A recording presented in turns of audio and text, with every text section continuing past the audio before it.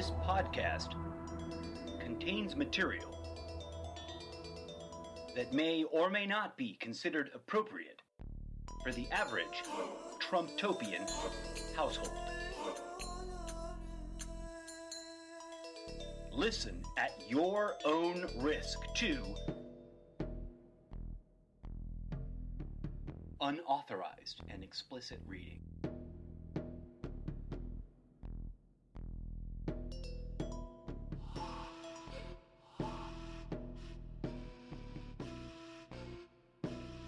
Disclaimer. All rights to literature referenced are retained by appropriate entities, and no infringement is intended. The reading of any and all literary materials referenced herein is done expressly for the altruistic purpose of genuinely facilitating the species-wide pineal gland activating, third eye opening, transcendent spiritual enlightenment of all of humanity. Any and all opinions expressed herein are exclusively those of the imaginary talk show host, the incorrigible Mr. Zeppo.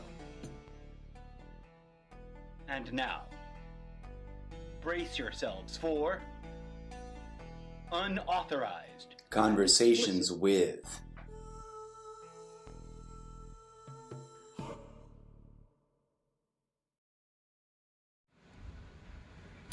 Hello and welcome to another episode of the Almost Daily Take 3. Hello and welcome to another episode of Conversations with, a segment of the Almost Daily Zencast. I am your humble host, the incorrigible Mr. Zeppo, and I am at 1313B. What do you call it? What's the name of this place? I blank right in the middle. 1313B something. Art House. That's it? 1313B. The studio 1313B where we'll work.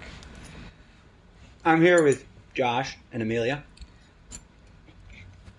Hi. Hello. Say hello to my 7 audience members that listen to this podcast. Hi, 7 audience members. Magical 7. Actually, the other day I saw, what does this mean? I saw 7 sevens. And 777? I saw 7 sevens. 7. It was literally a truck, and it was the day I borrowed the car, and we weren't driving somewhere together. And this truck rolls by, and I was like, "Where are you? I need your help. I don't know what that means." But it was a truck with a phone number, and every number was 7. That's 7 sevens. That's happened when we were together, too. Oh, shit. That's totally happened. And, you were like, that was the only angel number I saw today. But Oh, shit. Then it happened the second time. Yeah, okay. Because I was like, what? And it was kind of deja vu-ish. I just didn't remember right then that it had already happened. What would you say 7-7 means? Like 7 sevens in a row. Yeah, that's a lot of 7s. I mean, if we need to ask the internet, we can ask the internet. I think you asked the internet already, but it's like multiple 7s is really just amplifying what the number 7 represents. And at the top of my head, I don't remember what 7 represents. That's fair. Everyone has a supercomputer in their pocket. Yeah. Well, we'll put a pin in that. I'll come back and talk about it some other episode. So, Josh. Yes.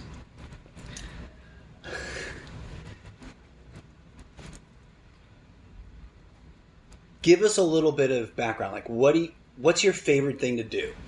Just a little flavor of, what's Josh's favorite thing to do in the whole wide world? I mean, censor yourself if it's inappropriate, but give us something.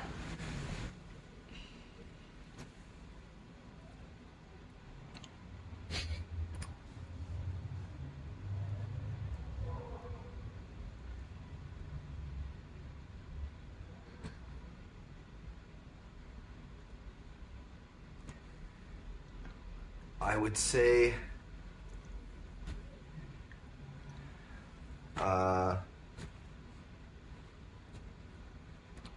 creativity would be anything creative. Anything creative. Making. Things. Manifesting. Yeah, sure. I think that over the years of doing all the different types of creating things, making loops, right, with a guitar, and not knowing how to play the guitar, but just making things with things that I don't really quite know how to use, but somehow ending up with something that feels like something. Yeah. But over the years, I think that sort of diving into that mystery has been the thing that's my favorite. So whether or not it's coming up with an idea for a video and just proceeding forward without any sense of like being very sure that it's going to work. Okay. That doesn't exist. It's like, let's try it. Let's see. I have this feeling that it could work. Mm-hmm. And you just push into it. And all of a sudden it becomes better and greater than the thing that you had originally thought out to make. Whether that's through help with friends or some happy accidents. Mm. But it's that process, I think, is my favorite thing to do. Is indulge that process or engage with that process. Right. You use the word mystery. Mm-hmm.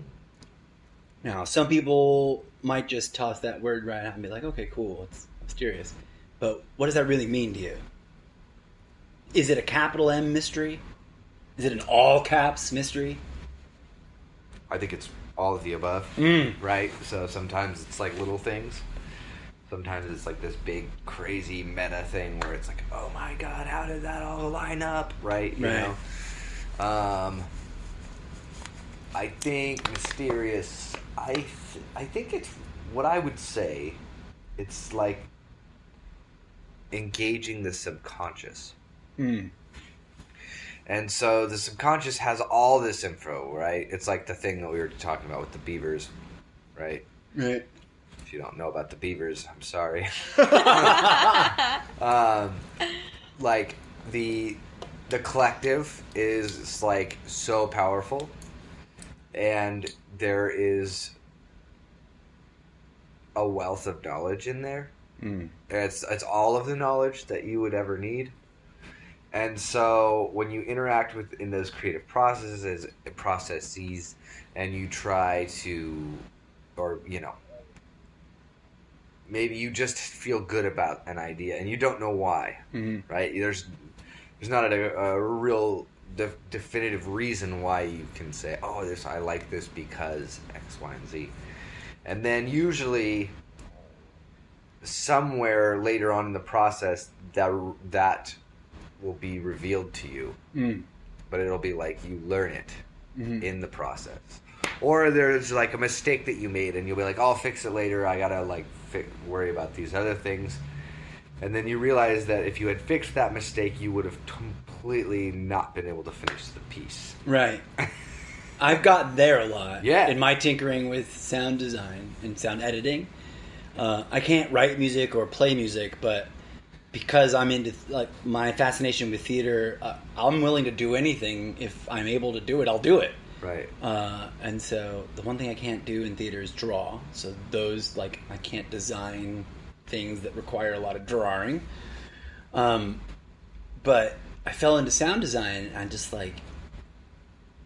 got into doing it for small storefront theaters here in town, actually. Right. And there's I've experienced that branching point where it's which do you do? And then I fix it and I'm like, it's dead. I lost, and you can't back up because you did something and you saved it and you closed it out and you came back the next day and you were like, no, why did I do that? Yeah, sometimes fixing it is ruining it. Yeah. Right? And I think that there's a lesson there about us as people. I was just thinking that. And we think there's all these things to fix. And maybe later in life you realize if you had omitted that part of yourself, if you could, or the thing that you might be struggling with or whatever, and you realize later down the road that if you had omitted that would have been a part of you that you were omitting, not a flaw. It's the tip of the iceberg of something that's far greater than that blemish, whatever. It's super vague. That happens a lot with music, and it could be a weird hiccup in a in a beat or a weird flub on a guitar line or a break in the vocals or whatever. And sometimes it's really interesting because you can, when you're working, it's so amazing that some problems are like you go right to and you fix them. Then there's that one you're like, I'll figure that later. Like, it just keeps getting brushed to the side. Like, no, not there yet. I'll fix that later. And then by the time the piece is done, it's like, nope, that's in there and that's staying and I'm not fixing it. In fact, I'm turning it up. It works. Yeah. I think I love that because I personally love art that is messy.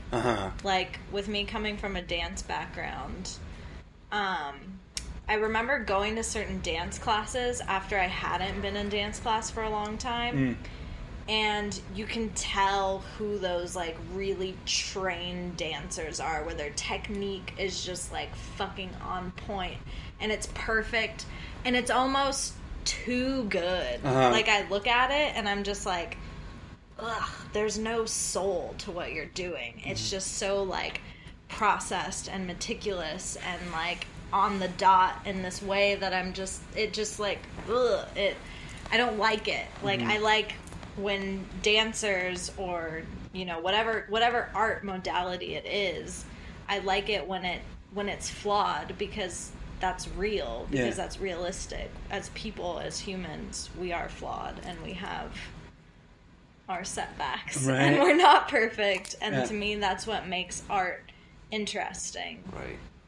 I think the word is limitation, and that's the essential thing. That for art to be really good, you need to feel a bit of the limitation, which is that human element. And you know, sometimes it's the technology back in the day that the engineers were working with when they were recording things.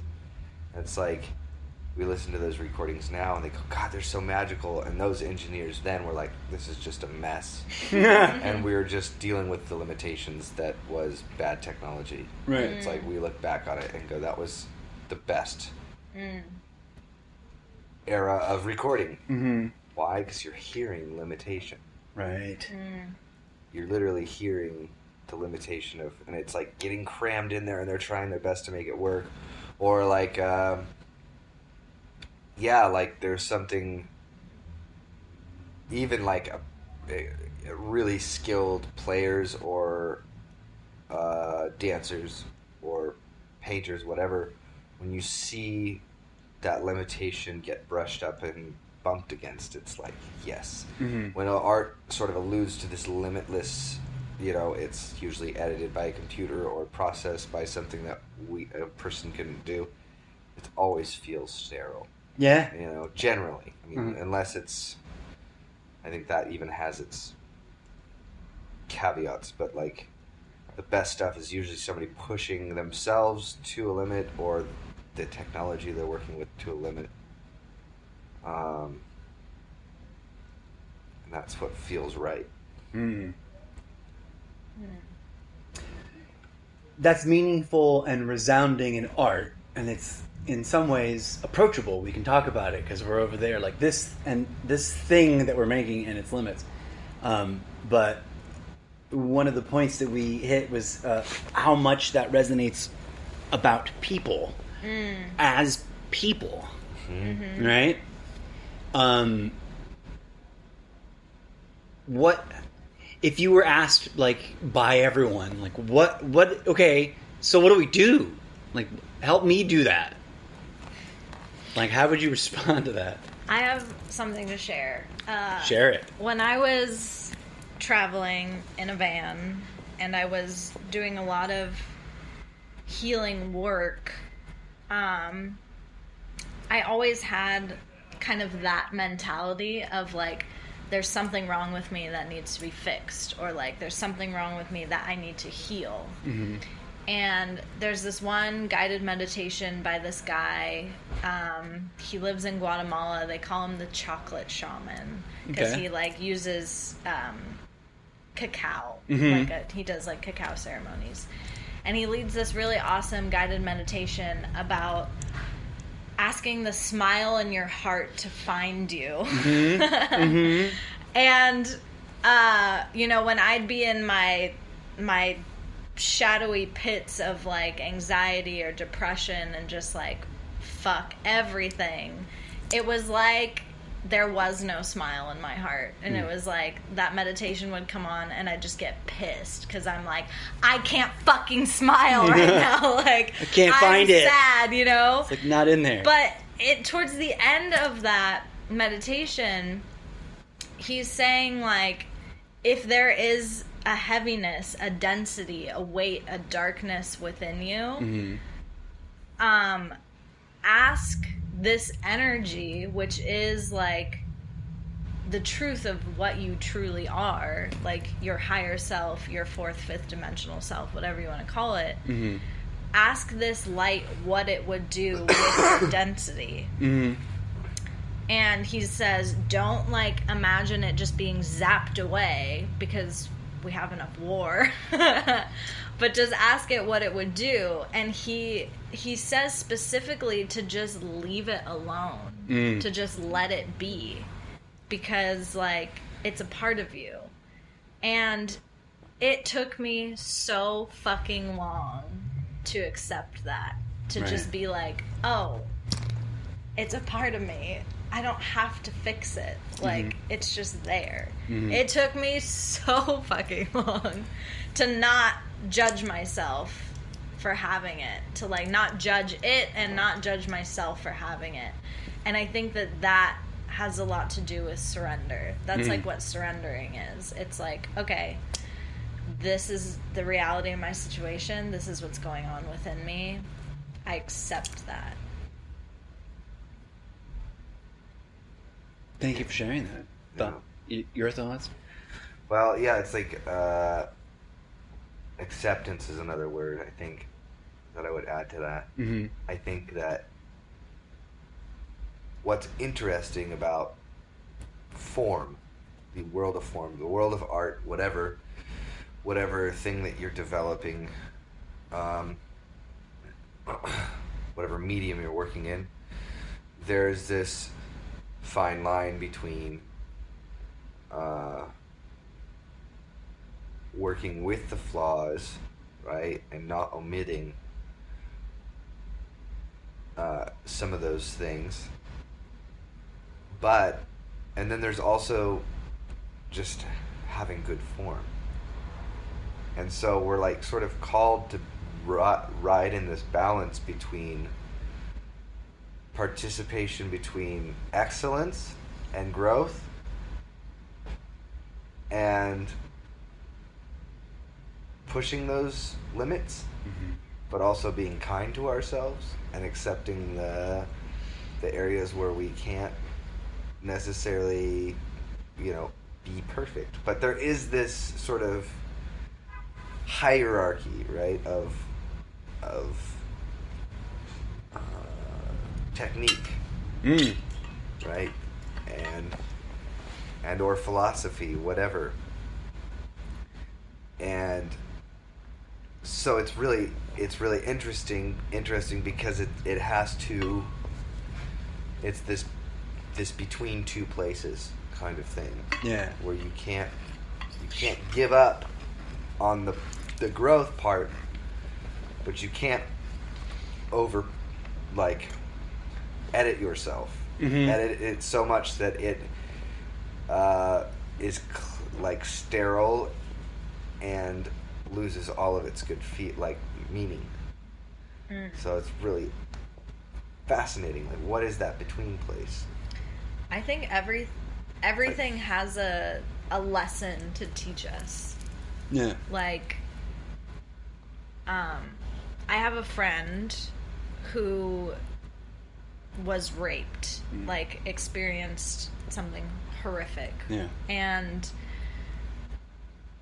she's talked about, she will never forgive the person that raped her. It's just, it's not going to happen. Right. And something that we've talked about is, these things, whatever these things are that happen and that get stored within us, she's like, maybe that, like, it was supposed to happen, and, like, that thing I'm just supposed to carry with me my entire fucking life, like, always.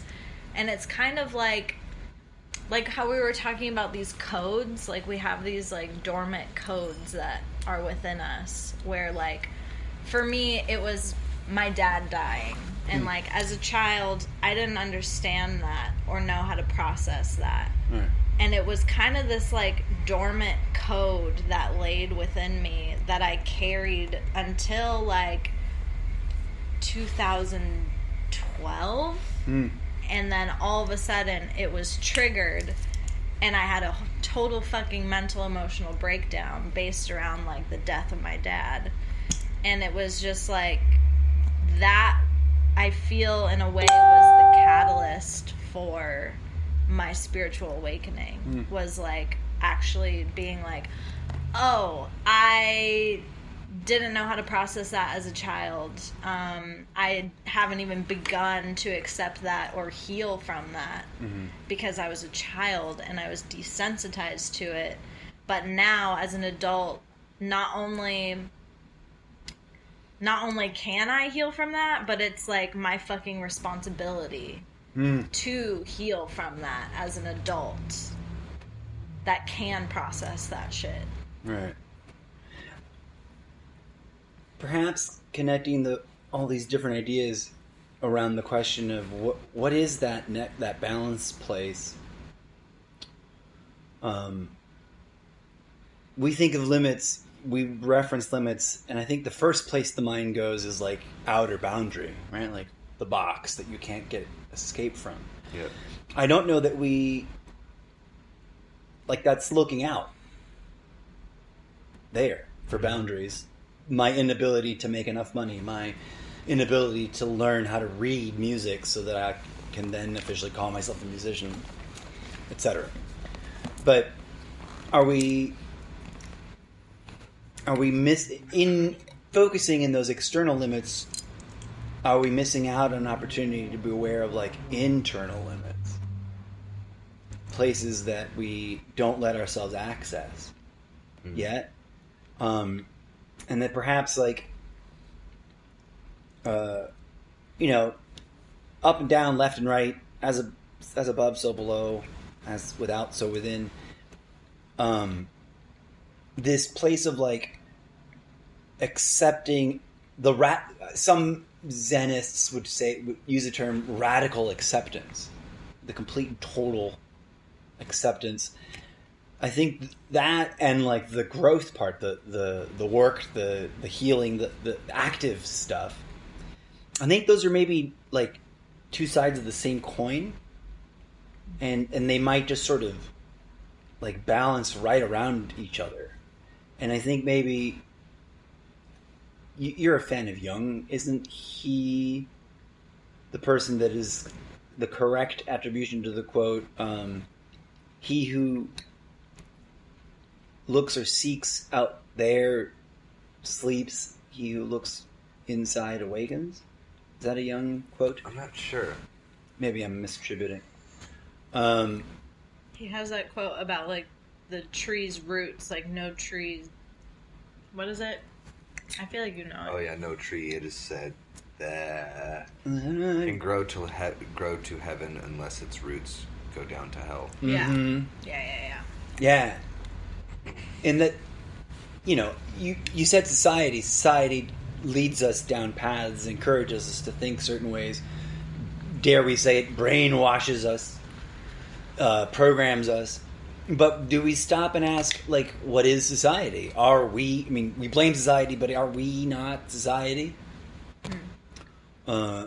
It's the same thing of, like, we are also nature. Yeah.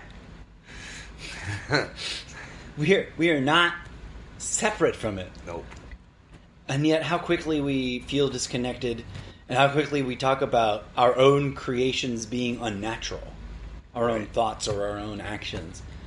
I think that this is actually a really good, another good analogy for that sort of between place, right? In nature and also in society, we feel separate because we are individuals, but it is essential for our well-being to participate and also accept it. Yeah. So there's this, I'm not that, that's not me, I have to eat from it and use it and go out into it. Yeah. And engage with it, and participate with it. Use it. Yeah. And also be hurt by it. Yada, yada, yada, yada. You know, so like,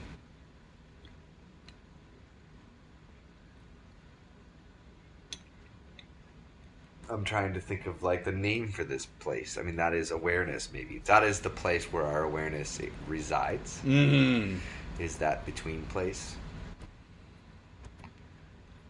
Yeah. And that's like what it's all kind of about. Right. And I think that like the artistic, like a process, like creating something, right? You know, you sit down and mess around and something catches your ear and you go, ooh, I have all these ideas. I want to get them down and do them and execute them. And then you go to execute them and you're like, oh, my limitations and my time. And oh, this is hard. And then, like, you're working at it, you want to give up, and then, like, you keep pushing through, and maybe, like, eureka. Oh, wow, I can do X, Y, and Z with this now. And, like, boom. That's pretty freaking magical. Yeah. And can anyone really actually honestly explain where any idea comes from? Right. The beavers. The beavers. Again. Well, they're broadcasting. I've had this happen to me a lot as a person working with music. I'll be working on an idea and I'll start getting these trains, these sort of thought trains, right? These things coming to me and these tones that I'm after, and this style of playing feels right, and all these things, and I run into my limitations, especially as a young artist. Like, run into these limitations. I still run into them. And, you show it to people and they You're go... still young. Yeah. You show it to people and they go, oh, that's pretty cool. Yeah, interesting. Or a lot of your friends go, whatever. Like, that's not very cool. Or, that happens a lot. And 2 years later, one of the world's biggest band is like releasing an album that everybody's freaking out over, and you're like, I was onto the exact same muse, or the same muse that was visiting them was visiting me, and they have the backing and the ability and all the things that allowed them to get that out, and now it is out, right? And people love it. And people love it, and so there can be two places that you can go to of like, I'm onto something. I'm tuned well. Right. Or it can be, like, yeah. Fuck it. Throw the towel in. That was like the Let's give hardest lesson for me. That's a hard one to realize, because those ideas, the author of those ideas will go somewhere else. Yeah. Mm-hmm. It will go somewhere else. What I love about... And it's beautiful. You're not that special. Yeah. But you are. You could be. You are. You are.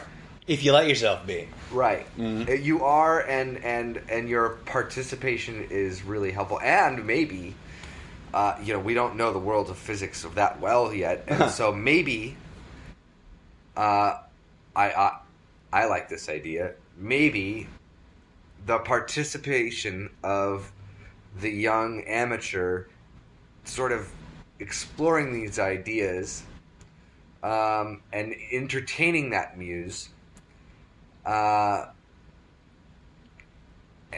welcoming that muse and working with it, was physically a part of the subconscious working something out for it to go to the next guy, whatever. The right spout. The right spout, and it goes boom. And it's like, maybe... You had to do it. Maybe it was essentially a part of it. Yeah. And maybe that would not have happened. Mm-hmm. Or maybe... Who knows? Yeah.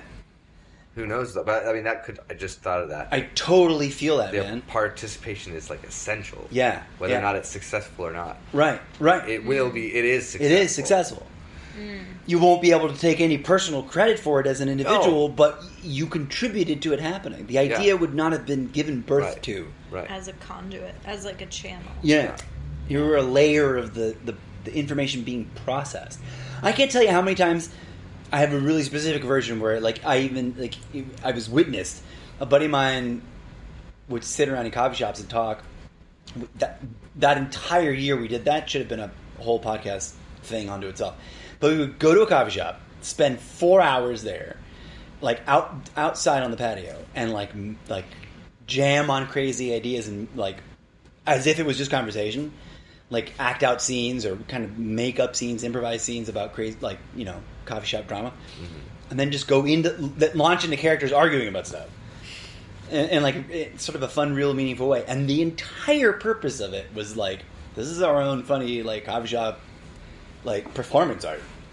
We want people to hear us having these conversations. Right. In one of those conversations, I brought a book that I had just gotten, and I had just read the first whatever how many pages, and I was like, dude, we need to write this movie. This book is, it's right now. It's going to happen. If we don't write it, it's going to come out. He's like, you're crazy. I'm like, dude, just help me write this. I know that this is going to be a movie. And we fell apart and broke up as a writing team. And then the Notebook happened. No, not the Notebook. It was Kate Beckinsale's vampire movie, Underworld.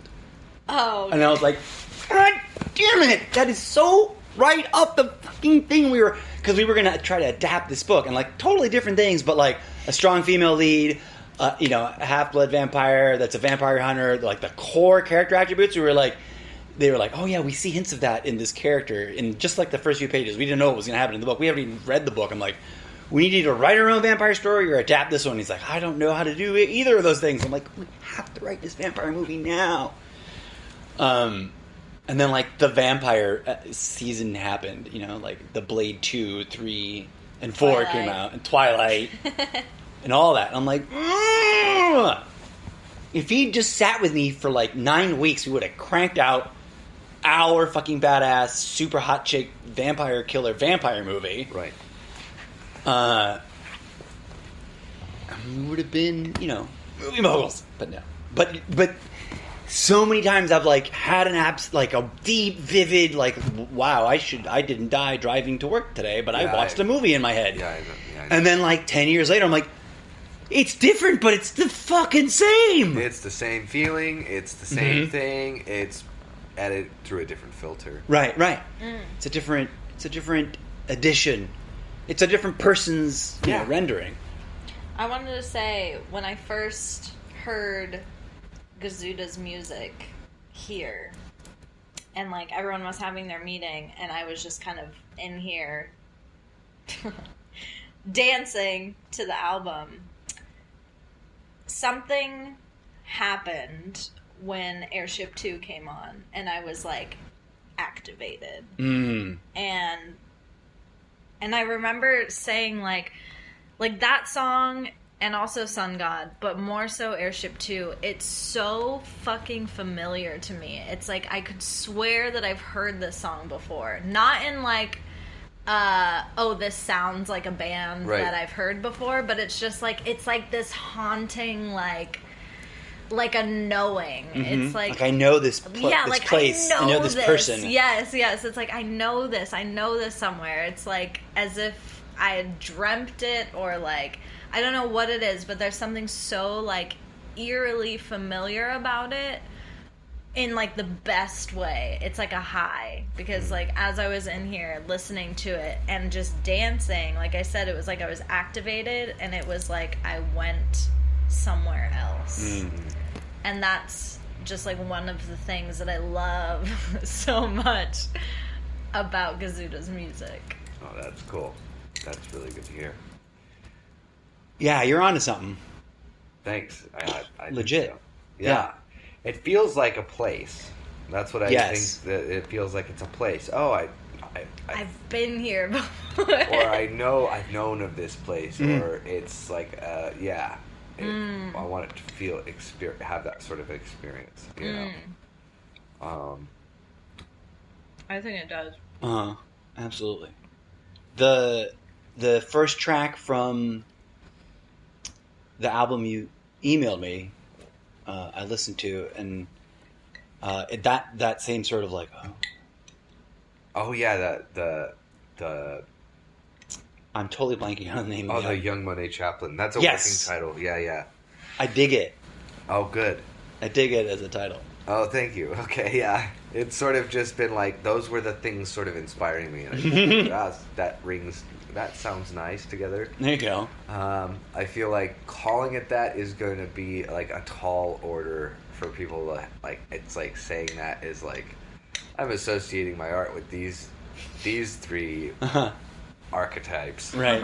of people or whatever, and it's like, maybe. Well, let me know when you figure out the final titling, if that's just a working title. You can call it that. I don't care. I mean, whatever. But I'm glad you listened to it. I'm glad you got the similar feelings. Yeah. That's good. Yeah.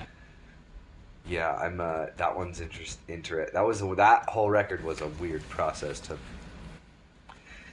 I almost don't remember working. I just really dreamt of places, and songs ended up happening, or songs turned into play. It was really weird. Mm-hmm. But that whole album is a strange thing. You go through it and you're like, what was that? Yeah.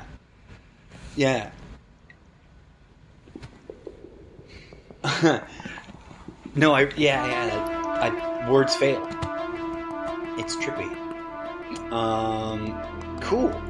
So, if I may express some gratitude for joining me in this thanks recording. for having me. Yeah, no, I hope it's an open invitation. In fact, in the last episode I published, I randomly had ideas about some stuff I need to do with you and people here. I don't remember what it said. I remember.